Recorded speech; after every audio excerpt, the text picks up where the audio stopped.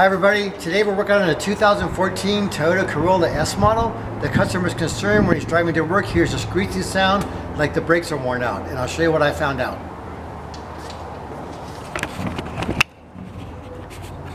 On the rear brake pad here, it has this little indicator, and you can see how the front of it is real shiny there, and that's because it's grinding on the brake rotor.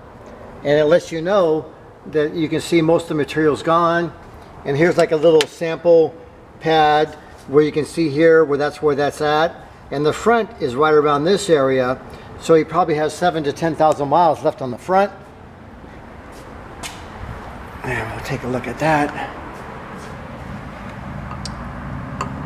So you can see the brake pad in there. There's still a fair amount of brake pad. So we got anywhere 7,000 to 10,000 miles left on the front. And let's see if we can see. And the inner pad's wearing about the same, so they're wearing evenly. Okay, then one other thing I want to show you, I'm going to drop it down here. I always do little inspections when I'm looking at these cars, and I noticed there was some green material coming out of the top of the battery post where the little cover goes on it. And so we're going to fix that since we have it here. And that's why it's also important to test drive it. I took all 4 wheels off, inspected every wheel, and I've removed the little cover off the battery, and I saw that. It's not supposed to look like that at all. And so you can see that it was growing on the outside of where the cover, the line of the cover, it was just growing on the outside of the cover.